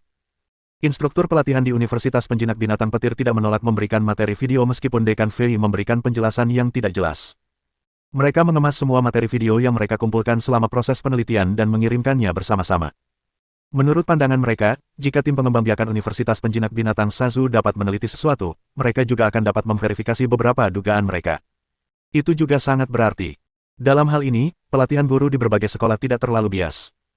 Li Qian dapat mengetahui hal ini dari informasi yang diterimanya. Informasinya sangat rinci, seperti film dokumenter. Bahkan ada waktu yang berbeda dalam sehari, waktu yang berbeda dalam setahun, dan musim yang berbeda. Li Qian membacanya dengan cermat dan penuh perhatian. Li Qian membutuhkan waktu sekitar setengah hari untuk menonton semua materi video. Beberapa materi video penting bahkan ditonton berulang kali, bahkan dalam urutan terbalik. Setelah membacanya, Li Qian akhirnya mengkonfirmasi dugaannya. Data evolusi ketiga yang disediakan oleh Thunder Beast Taming University memang memiliki masalah. Hal ini dapat dilihat dari anomali dalam video evolusi yang gagal tersebut. Jika Anda perhatikan dengan seksama, Anda akan menemukan bahwa cahaya evolusi yang muncul di udara sedikit berbeda dari cahaya evolusi yang berhasil. Cahaya ungu hampir sepenuhnya menutupi cahaya biru. Sebaliknya, video yang sukses menampilkan skema warna biru dan ungu. Li Qian berspekulasi bahwa informasi ketiga ini kemungkinan merupakan kunci untuk membuka jalur evolusi lain bagi Thunder Sparrow. Akan tetapi, Universitas Penjinak Binatang Petir tidak tahu cara membuka pintu tersebut, sehingga kuncinya rusak di dalam gembok. Adapun tingkat keberhasilan evolusi tahta plasma sebesar 50%, kemungkinan besar petir yang terbang ke langit menarik petir ke tubuhnya, dan kemungkinan tersebut disebabkan oleh tingkat intensitas yang berbeda-beda. Jika kedalaman penetrasinya ringan, pada dasarnya ia bertindak sebagai transfer melalui tubuh sehingga mencapai keberhasilan. Jika kedalaman penetrasi terlalu tinggi, hal itu secara langsung merusak fungsi tubuh, dan tentu saja, upaya tersebut gagal. Ini juga menjelaskan mengapa probabilitasnya hampir acak, sekitar 50/50. Sebab dalam menghadapi kekuatan petir alam, bakat, kecakapan, dan temperamen tidaklah berarti apa-apa. Dengan dugaan ini dalam benaknya, Li Qian tidak ragu-ragu dan segera membuat tugas lain. Tugas 1, evolusi kedua Thunder Sparrow, kemajuan tugas saat ini 95%. Seperti dugaanku, Li Qian menghela napas lega setelah melihat pesan di benaknya. Hal ini tidaklah terduga. Ternyata memang ada cara kedua bagi Thunder Sparrow untuk berevolusi. Selain itu, metode evolusi kedua ini dan metode evolusi tahta plasma, yang merupakan metode evolusi pertama, memiliki konten yang sangat tumpang tindih. Jika prediksi Liqian benar, poin pertama dan kedua seharusnya sama persis. Perbedaannya terletak pada poin ketiga. Dan satu hal yang pasti akan memanfaatkan petir dari alam, namun cara pemanfaatannya akan berbeda dengan susunan sambaran petir. Setelah memikirkannya, Liqian tidak langsung menggunakan poin pencapaian untuk mengisi nilai kemajuan. Pertama, burung pipit petir milik Wu Yu masih terluka dan butuh waktu untuk pulih. Tidak perlu terburu-buru. Lebih jauh lagi, ia sudah memiliki beberapa arahan untuk konten evolusi selanjutnya, yang perlu diverifikasi satu persatu. Liqian cukup yakin dengan tugas ini. Saya pikir itu seharusnya dapat diselesaikan dalam waktu yang relatif singkat. Liqian tidak akan melewatkan kesempatan untuk mendapatkan poin pencapaian dan menerima umpan balik misi. Malam itu, di dalam kamar tidur utama pangkalan penelitian Batu Giok, Liqian, Wu Yu, dan Mo Ziyu tidur di bawah selimut yang sama. Setelah pertempuran sengit, Liqian muncul sebagai pemenang dengan keunggulan tipis.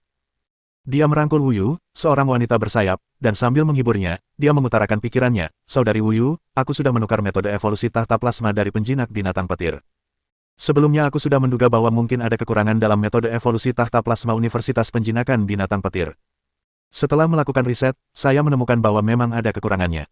Liqian berkata dengan bangga, "Alasan utama mengapa Thunder Sparrow Anda gagal berevolusi adalah karena cacat ini. Melalui perbaikan yang saya lakukan, metode evolusi baru kini telah menebus kekurangan ini. Setelah Thunder Sparrow pulih dari cedera dan kembali normal, aku bisa membantunya berevolusi. Tingkat keberhasilannya seharusnya lebih dari 90%. Karena kami belum menguji efek penggunaan rangkaian petir. Oleh karena itu, Liqian tidak membuat pernyataan pasti. Pada titik ini, dia tiba-tiba mengganti topik, namun, ada sesuatu yang perlu kubicarakan denganmu." Melihat Liqian ragu-ragu dan tampak ingin berbicara, Wu Yu bertanya langsung, "Apa yang terjadi?" "Selama proses penelitian itulah saya menemukan bahwa Thunder Sparrow memiliki bentuk evolusi lain." Sebelum Liqian sempat selesai bicara, wanita bersayap itu, yang masih terguncang akibat pertempuran, tiba-tiba membelalakkan matanya. "Apa? Hanya dalam beberapa hari, kau sudah menemukan wujud evolusi lain dari Thunder Sparrow?" Dia tidak dapat menahan diri untuk tidak bereaksi berlebihan. Berita ini sungguh mengejutkan. Penemuan bentuk evolusi kedua dari burung pipit guntur merupakan suatu pencapaian yang sangat signifikan, namun Liqian dengan santai mengomentarinya dengan begitu mudah dan tanpa usaha. Wu Yu selalu merasa bahwa penelitian pembiakan Liqian berbeda dari penelitian pembiakan orang lain. Liqian memainkan versi yang mudah, versi yang retak. Di sisi lain, ekspresi Mo Ziyu juga agak rumit. Menurut pandangannya, penelitian semacam itu sungguh mengejutkan dan tidak konvensional. Yang langsung terjadi setelahnya adalah perasaan bangga yang teramat sangat. Lelaki itu, Mo Ziyu, tidak hanya cakap, tetapi sangat cakap. Ya, kedua, kemampuan, itu memiliki arti yang berbeda. Liqian tersenyum tipis dan bercanda, "Pria Anda adalah bakat sekali dalam satu abad yang dikembangkan oleh Universitas Penjinak Binatang Pulau Pasir." Tanpa jeda, ia melanjutkan, "Sekarang, penelitian tentang bentuk evolusi baru telah dimasukkan ke dalam agenda saya. Karena banyak kemiripannya dengan tahta plasma, saya perkirakan tak lama lagi akan selesai. Thunder Sparrow Anda sekarang memiliki opsi tambahan. Kalian bisa memilih untuk berevolusi secara bertahap menjadi tahta plasma, atau kalian bisa menunggu hingga penelitianku selesai dan kemudian langsung menargetkan evolusi baru." Tanpa banyak berpikir, saat Liqian selesai berbicara, Wu Yu membuat pilihannya, "Saya memilih bentuk evolusi baru." Mendengar ini, Liqian memandang wanita bersayap itu dan merasa cukup puas. Wu Yu semakin mengenal dirinya sendiri lebih baik. Ya, alasan Liqian berbicara banyak pada Wu Yu adalah karena ia berharap Wu Yu akan memilih jalur evolusi kedua. Menurut spekulasinya, bentuk evolusi kedua ini seharusnya memiliki potensi lebih tinggi daripada tahta plasma. Tentu saja, jika penelitian mengungkapkan bahwa tingkat keberhasilan evolusi rendah, Liqian juga akan menyarankan para wanita bersayap itu untuk melupakan gagasan itu. Bab 618. Begitu dia mendapat ide, Liqian tidak ragu lagi. Dia segera memeriksa pesan itu dan mendapati bahwa akan ada badai petir dalam 3 hari. "Semoga saja kita bisa mendapatkan sesuatu dari ini." Dia bergumam pada dirinya sendiri. Saat ini tidak ada solusi yang lebih baik. Sekarang setelah kita tahu hubungannya dengan guntur di alam, kita harus mengamatinya dengan saksama. 3 hari berlalu dalam sekejap mata. Hampir tidak ada perubahan dalam 3 hari terakhir. Kemajuan Deep Sea Dragon terhenti di 86%, dan juga ada sedikit kemajuan pada evolusi kedua Thunder Sparrow. Namun, Liqian tidak terburu-buru sama sekali. Setelah petualangan yang melibatkan naga es dan api, kesabarannya mencapai tingkat baru. Tugas ini telah melekat padanya selama lebih dari 1 semester. 3 hari bukanlah apa-apa. Seluruh Universitas Penjinak Binatang Sasu terletak di lereng selatan Gunung Salju Langhuan. Dapat dikatakan bahwa seluruh lereng selatan Gunung Salju Langhuan adalah Universitas Penjinakan Binatang Pasir. Gunung Salju Langhuan sangat tinggi, dengan ketinggian melebihi 5.000 meter. Puncak gunung tertutup salju sepanjang tahun. Pada saat ini, Li Qian, Mo Ziyu, dan Wu Yu tiba di sini. Jika Anda ingin mengamati cuaca badai petir, tempat ini tidak diragukan lagi paling cocok. Mengenai cuaca dingin, kondisi fisik Li Qian saat ini tidak menjadi masalah sama sekali. Dia hanya menonton, melihat gumpalan besar awan gelap yang berkumpul di langit. Awalnya, ia berencana agar hewan peliharaannya membawanya ke udara. Mengamati dari udara pasti akan memberikan pandangan yang lebih intuitif. Tapi inilah masalahnya. Bagaimana keamanannya dijamin? Jika seekor hewan peliharaan secara tidak sengaja tersambar petir, ia pasti akan baik-baik saja, tetapi sulit untuk memastikannya. Dengan pemikiran inilah Li Qian memilih lokasi ini. Selain itu, dikabarkan bahwa Gunung Salju Langhuan adalah gunung suci Universitas Penjinak Binatang Sasu. Ini adalah rumah bagi banyak binatang peliharaan tingkat tinggi. Faktanya, Li Qian berkonsultasi dengan prinsipal park sebelum datang ke lokasi puncak gunung ini. Jika kepala sekolah park tidak memberikan persetujuannya, dia tidak akan mampu mencapai puncak Gunung Salju Langhuan. Ini adalah area terlarang di Universitas Penjinak Binatang Sasu. Di udara, saat awan gelap terus berkumpul, energi spiritual Li Qian juga terus terakumulasi. Di wilayah barat, badai petir jarang terjadi bahkan di puncak musim panas. Oleh karena itu, Li Qian harus memperhatikannya dengan saksama. Siapa yang tahu kapan kesempatan berikutnya akan datang. Akhirnya awan gelap berkumpul sampai batas tertentu. Segera setelah itu, memercikkan, hujan deras mulai turun. Mo Ziyu melepaskan burung phoenix putih. Burung phoenix putih mengepakkan sayapnya pelan-pelan, lalu sebuah perisai cahaya biru pucat muncul entah dari mana, menyelimuti 3 orang dan hewan peliharaan mereka di dalamnya. Hujan deras mulai turun. Namun, setiap kali bertemu dengan perisai cahaya biru muda, ia dihadang oleh kekuatan tak terlihat dan secara otomatis meluncur ke kedua sisi. Klik, klik. Hujan deras mulai turun deras sebagai banjir yang meluap, diikuti oleh kilat menyambar langit dan gemuruh guntur yang memekakkan telinga. Li Qian memperhatikan dengan saksama. Menyaksikan kilatan petir di langit dan mendengarkan gemuruh guntur yang menggema di telingaku. Dia berpikir keras, alisnya berkerut. Hujan badai datang dengan cepat dan pergi dengan cepat. Setelah turun deras hanya sekitar setengah jam, hujan deras mereda dan berubah menjadi gerimis ringan. Diperkirakan badai akan berlalu dengan cepat. Seperti inilah penampakan badai petir di puncak musim panas. Mereka datang dan pergi sesuka hati mereka. Sudah cukup, ayo kembali. Menyadari bahwa hampir tidak ada kilat di langit, dan kalaupun ada, kilat itu bagaikan balon yang kempes, sesekali mengeluarkan suara teredam, dan kilatnya pun sangat lemah, Li Qian bersiap untuk pergi. Tidak ada gunanya tinggal di sini lebih lama lagi. Lagi pula, meskipun ia tidak mendapatkan sesuatu yang berarti dari pengamatannya terhadap guntur itu, namun hal itu memberinya sedikit inspirasi. Sudah cukup. Studi tentang evolusi hewan peliharaan bukanlah sesuatu yang dapat diselesaikan dalam semalam.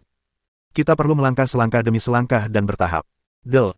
Tepat saat ketiganya hendak pergi, sebuah suara yang jelas dan elegan tiba-tiba terdengar di telinga mereka.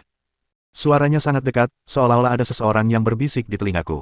Baik Li Qian maupun Wu Yu terkejut saat mendengar suara itu. Mereka semua berbalik dan segera menemukan bahwa, tanpa mereka sadari, sesosok tubuh telah muncul di salju sekitar 5 meter dari mereka. Itu seorang wanita. Seorang wanita dengan wajah yang sangat cantik, sikap yang dingin, dan tubuh yang tinggi dan indah. Wanita itu memiliki rambut putih bersih dan mengenakan gaun putih dengan bintik-bintik bunga plum merah. Senior, bolehkah saya bertanya siapa Anda? Li Qian segera berbicara dan bertanya dengan hormat. Dia tahu betul apa artinya bagi seorang wanita dengan wajah yang sangat cantik dan sikap dingin dan acuh tak acuh untuk tiba-tiba muncul di tempat ini. Terlebih lagi, wanita ini dapat muncul di dekat mereka bertiga secara diam-diam. Kekuatannya sesungguhnya pasti sangat mengerikan. Bahkan mungkin saja itu bukan manusia. Kalian bisa memanggilku, Feather Robe. Wanita cantik dan penyendiri, yang juga dikenal sebagai jubah bulu, berbicara lebih dulu. Suaranya sama seperti penampilannya. Mereka tetap dingin dan acuh tak acuh seperti sebelumnya. Senior Yui, bolehkah saya bertanya apa yang membawamu ke sini hingga kau memanggil kami bertiga? Li Qian tidak tetap rendah hati ataupun sombong, dan suaranya tetap penuh hormat. Yui mengabaikan Li Qian dan mengalihkan pandangannya ke burung phoenix putih yang terbang di udara. Burung phoenix putih ini memiliki garis keturunan yang mirip denganku. Senior, siapa kamu? Mendengar ini, Li Qian segera menyadari sesuatu dan segera bertanya. Dalam sekejap mata, Yui telah lenyap, hanya menyisakan suara samar dan halus, kau bisa meminta informasiku pada si kecil Park Ji-yong. Terima kasih, Senior Yui. Li Qian segera membungkuk ke arah Yui menghilang untuk mengungkapkan rasa terima kasihnya. Setelah berkata demikian, dia tidak dapat lagi menahan kegembiraan di wajahnya. Ayo kita kembali sekarang juga. Sambil berbicara, Li Qian bersiap memanggil Qizai dan kembali ke sekolah. Mo Ziyu sudah tahu apa yang terjadi, dan dia bertanya dengan tak percaya, Li Qian, siapakah senior berjubah bulu tadi? Meskipun dia belum selesai berbicara, Li Qian sudah mengerti maksudnya. Sambil mengangguk, Li Qian memberi jawaban setuju, ya, senior itu bukan salah satu dari kita manusia, melainkan seekor binatang peliharaan legendaris. Tanpa jeda, suaranya bergetar karena kegembiraan saat dia melanjutkan, dan kemungkinan besar itu adalah jalan di belakang bebek Mandarin putih. Wu Yu juga tampak bersemangat, jalan di depan bebek Mandarin putih. Bukankah itu berarti bentuk evolusi bebek Mandarin putih selanjutnya juga akan menjadi hewan peliharaan legendaris, seperti merpati matahari terbakar? Ya, Li Qian mengangguk. Jadi, kita harus segera kembali dan meminta informasi kepada kepala sekolah park tentang senior Yui ini. Hanya dengan memahami informasi umum tentang senior, jubah berbulu ini, aku dapat membuat beberapa penilaian tentang jalan ke depan. Saat dia berbicara, Seven sudah dipanggil. Ketiganya menunggangi Kizai dan segera kembali ke Universitas Penjinakan Binatang Sasu. Bab 619. Li Qian kembali ke Universitas Penjinak Binatang Sasu. Tanpa membuang waktu, ia langsung menuju ruang kepala sekolah. Park Ji-yong tidak ada di kantornya, tapi ia tidak terburu-buru. Ia sedang minum teh di ruang tamu di luar kantornya. Asisten kepala sekolah Park, Asisten Yao, sedang menerimanya. Ziyu, Suster Wu Yu, kalian berdua harus kembali ke pangkalan penelitian dulu, Li Qian menginstruksikan setelah melirik kedua wanita itu. Mo Ziyu dan Wu Yu mula-mula saling memandang, lalu pergi. Mereka tahu betul bahwa tidak ada gunanya tinggal bersama Li Qian. Bahkan jika kepala sekolah Park kembali, ada beberapa rahasia yang akan dirahasiakan dari mereka. Skenario yang paling mungkin adalah dia akan mengabaikan mereka dan melakukan percakapan pribadi dengan Li Qian tentang senior Yui. Karena kita tidak dapat mendengar informasi rahasia apapun di sini, sebaiknya kita pergi saja daripada terlambat. Sekitar setengah jam setelah kedua wanita itu pergi, kepala sekolah Park akhirnya datang terlambat. Selama waktu ini, asisten kepala sekolah Park, Asisten Yao, menemani Li Qian. Asisten Yao memang seorang asisten yang terampil. Dia fasih dan persuasif. Mereka bisa mengobrol tentang apa saja, dari hal-hal sepele sampai hal lainnya, dan mereka sangat pandai menciptakan suasana yang hidup. Mereka pada dasarnya tidak pernah membiarkan atmosfer menjadi dingin. Setelah kepala sekolah Park kembali, dia dengan anggun mengundurkan diri dari rapat. Saat Li Qian pergi, dia melihat asisten Yao melirik ke arah kepala sekolah Park, tampaknya tanpa sengaja. Melihat ini, Li Qian tak dapat menahan diri untuk berspekulasi. Segera setelah itu, ekspresi aneh muncul di wajahnya. Asisten Yao ini berusia 30-an dan cukup tampan, tidak jauh berbeda dari Mo Ziyu dan Wu Yu. Selain itu, ia memiliki pesona unik dan pancaran cahaya khas wanita dewasa. Mata Li Qian melirik ke sekeliling, dan setelah mengikuti kepala sekolah Park ke kantornya, dia tidak bisa menahan diri untuk berkata dengan hati-hati, "Kepala sekolah Park, Anda benar-benar hebat." Saat berbicara, dia sengaja mengacungkan jempol. "Kau bicara omong kosong, semuanya membingungkan," kata kepala sekolah Park dengan bingung. Li Qian dan kepala sekolah Park rukun. Di permukaan, hubungan mereka seperti murid dan kepala sekolah, tetapi kenyataannya, tidak berlebihan jika dikatakan mereka berteman dekat meskipun usia mereka berbeda. Karena bakat dan prestasinya, kepala sekolah Park tidak memperlakukan Li Geom sebagai siswa biasa. Dia lebih seperti seorang eksekutif sekolah yang bisa diajak berdiskusi. "Maksudku Asisten Yao, apa kau tidak takut gosip atau istri mentormu tahu kau terang-terangan mengumbar rahasia ini di kantormu?" Batuk-batuk-batuk. Begitu Li Qian selesai berbicara, kepala sekolah Park tidak dapat menahan batuknya dengan keras. "Jangan bicara omong kosong. Aku dan Xiao Yao hanya rekan kerja biasa," kepala sekolah Park langsung membantah. Li Qian membuat ekspresi yang berarti dan segera mengoreksi pernyataannya. Ya, saya mengerti, ini hanya hubungan rekan kerja yang normal. Katakan padaku, apa yang membawamu ke sini?" Tanpa melanjutkan membahas masalah asisten Yao dengan Li Qian, Park Ji-yong segera mengganti pokok bahasan, dengan mengatakan, "Kamu tidak pernah datang ke sini kecuali kamu membutuhkan sesuatu." Sambil berbicara, dia sudah dengan terampil menyeduh sepoci teh. Setelah menuangkan teh ke dalam cangkir, Park Ji-yong menuangkan teh untuk dirinya dan Li Geom dalam cangkir kecil, lalu melirik Li Geom dengan pandangan bertanya. Ketika kepala sekolah Park mencoba mengganti pokok bahasan, Li Qian tidak mempermasalahkannya. Dia langsung ke intinya, "Kepala sekolah Park, saya ingin tahu sesuatu tentang senior Yui." "Senior Yui." Kepala sekolah Park terkejut mendengar kata-kata Li Qian, dan sesaat kemudian, dia mendesah dengan emosi. Setelah keterkejutan awalnya, dia segera menyadari ada sesuatu yang tidak beres dan cepat bertanya, "Tunggu, bagaimana kamu tahu tentang senior Yui?" Li Qian tidak menyembunyikan apapun dan menceritakan kejadian yang baru saja terjadi secara rinci, begini. "Jadi begitu." Setelah mendengarkan cerita Li Qian, wajah kepala sekolah Park menunjukkan ekspresi tersadar. "Karena senior Yui yang mengirimmu untuk menemuiku, maka aku akan memberitahumu beberapa hal." Setelah jeda dan pengaturan yang cukup, kepala sekolah Park mulai berbicara secara rinci. "Senior Yui sebenarnya bukan manusia, melainkan hewan peliharaan legendaris. Dia dan beberapa hewan penjaga sekolah kami tinggal di pegunungan Langhuan sepanjang tahun, melindungi keamanan Universitas Penjinak Binatang Sasu kami." Li Qian mendengar istilah yang familiar dan merasa bingung, jadi ia bertanya, "Binatang penjaga? Bagaimana dengan Phoenix api abadi dan singa awan petir yang kulihat saat sekolah dimulai?" Kepala sekolah Park tersenyum dan menjelaskan dengan sederhana, "Mereka hanyalah alat untuk menipu orang. Meskipun mereka memiliki potensi yang baik, mereka sangat berbeda dari binatang penjaga yang sebenarnya. Binatang penjaga sejati tidak mudah dipanggil. Setelah mengatakan itu, ia menambahkan, kecuali jika terjadi sesuatu yang besar, binatang penjaga ini pada umumnya tidak akan dimobilisasi. Li Qian sebenarnya telah memikirkan hal ini. Jika Anda tidak mengetahui rincian Kongres Nasional ke-8 Partai Komunis Tiongkok, Anda mungkin tidak paham mengenai hal ini. Li Qian, setelah memperoleh beberapa pemahaman, sekarang jelas tahu seberapa mengerikan kekuatan sebenarnya dari 8 besar itu. Keduanya hanyalah binatang peliharaan setingkat kaisar. Bagaimana mungkin mereka bisa menjadi binatang penjaga Universitas Penjinak Binatang Pulau Pasir? Li Qian memperkirakan bahwa itu kemungkinan besar digunakan untuk mendekorasi tempat tersebut saat siswa baru mulai masuk. Terlebih lagi, Li Qian merasa bahwa bahkan binatang penjaga legendaris pun enggan menunjukkan wajah mereka dalam acara-acara yang lebih bersifat simbolis daripada praktis. Senior Yui adalah salah satu binatang penjaga sejati Universitas Penjinak Binatang Sasu kami. Setelah mengungkap identitas Yui, Park Ji-yong mulai perlahan dan sengaja membocorkan rahasia, dia adalah hewan peliharaan kepala sekolah kami 2 tahun lalu. Setelah mendengarkan cerita Park Ji-yong, Li Geo memperoleh pemahaman tertentu tentang informasi Yui. Setelah mengetahui ras aslinya, Li Qian tak dapat menahan diri untuk berseru, dia ternyata adalah White Jade Divine Phoenix. Segera setelah itu, rasa gembira yang tak terkendali membuncah dalam dirinya. Menurut kepala sekolah Park, senior berjubah berbulu ini, yang juga dikenal sebagai White Jade Divine Phoenix, memiliki atribut roh dan roh iblis. Dengan kata lain, itu sama persis dengan burung bangau mahkota putih. Dengan demikian, kecurigaannya semakin terbukti. Kepala sekolah Park tentu saja sudah memikirkan hal ini, dan ia bertanya dengan agak tidak sabar, ngomong-ngomong, berdasarkan apa yang kau katakan, bentuk evolusi Phoenix putihmu selanjutnya kemungkinan besar adalah Phoenix ilahi giok putih. Seberapa besar kemungkinan hal itu diteliti? Li Qian menggelengkan kepalanya dan berkata dengan jujur, semua ini hanya tebakanku untuk saat ini. Sekalipun evolusi White Phoenix selanjutnya memang White Jade Divine Phoenix, kemungkinan besar akan sangat sulit untuk mempelajari metode evolusi spesifiknya, dan mungkin akan memakan waktu lama. Spekulasi memang satu hal, tetapi penelitian sesungguhnya tidak sesederhana itu. Li Qian tentu saja tidak akan membuat pernyataan pasti. Dia kemudian mengobrol dengan kepala sekolah Park sebentar, dan setelah mengenalnya lebih baik, dia bersiap untuk pergi. Sebelum pergi, kepala sekolah Park tiba-tiba memberikan pengingat aneh, hati-hati dengan masalah asisten Yao, rahasiakan. Sekarang, Li Qianlah yang tercengang. Sebelumnya, dia hanya menguji keadaan, kebanyakan bercanda, tetapi setelah mendengar instruksi kepala sekolah Park, dia menyadari apa yang sedang terjadi. Dia tidak dapat menahan diri untuk tidak mengeluh dalam hati. Sial, itu trik yang serius.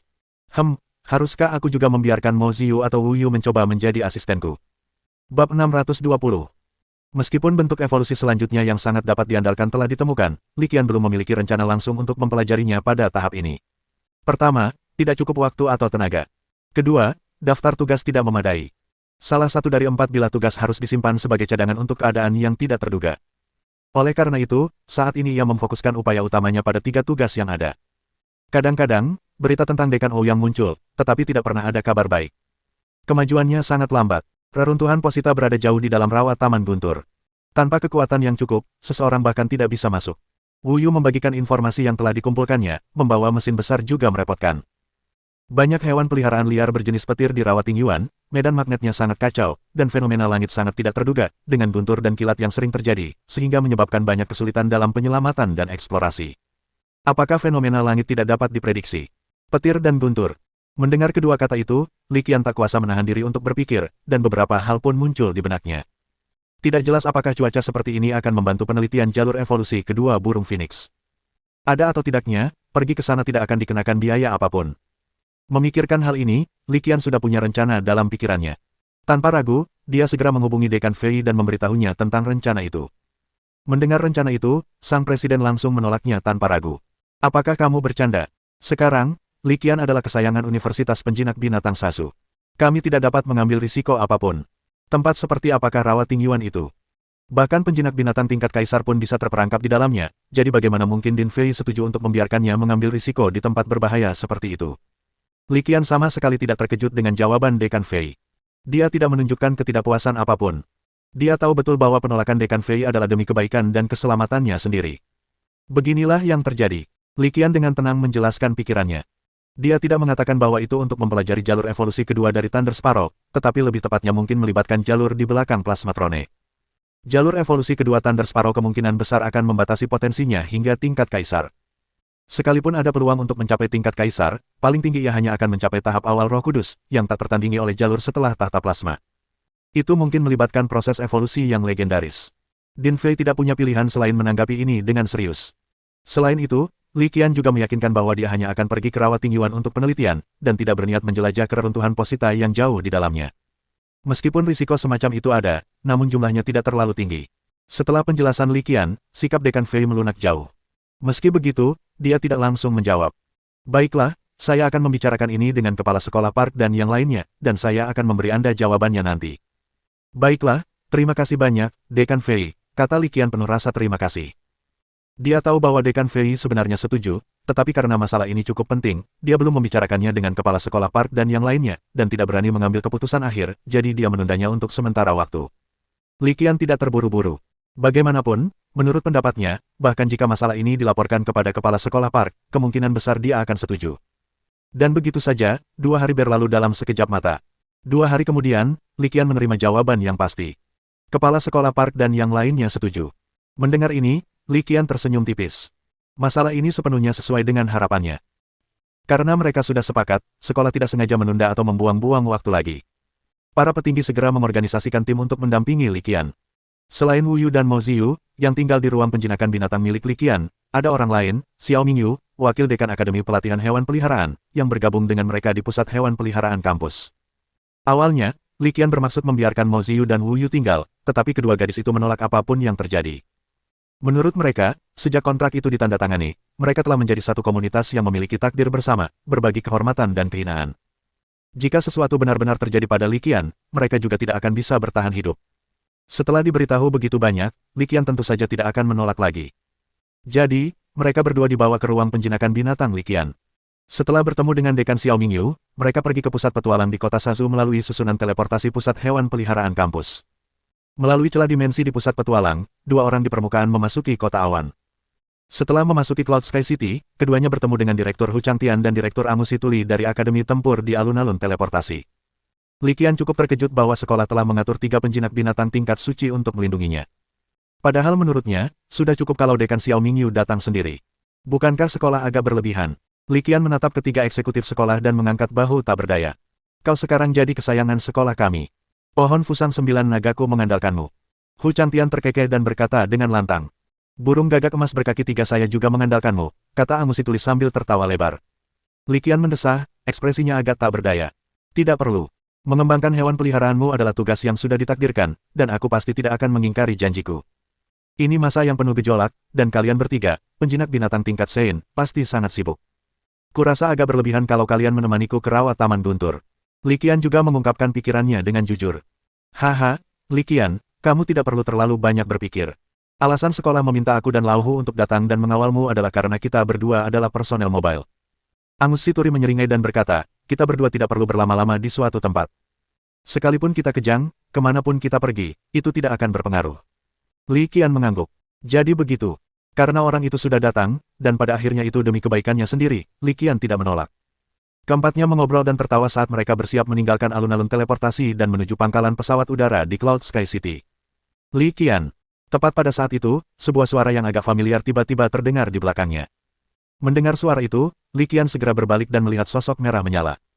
Itu adalah Yi Hongling, siswa senior dengan rambut bergelombang merah menyala. Dulu ketika Li Qian, An Pangzi, Tu Jiao Jiao, dan Li Lanying datang ke Universitas Penjinak Binatang Sazu, senior inilah, Yi Hongling, yang menyambut mereka. Saat melihatnya lagi, Li Qian masih agak linglung dan dipenuhi emosi. Tak disangka, lebih dari setahun berlalu begitu cepat. Waktu terasa begitu cepat berlalu. Siswa senior Yi Hongling tampak sama persis seperti saat kami menyambut siswa baru, mengenakan jaket kulit merah dan memancarkan aura ratu. Bersambung.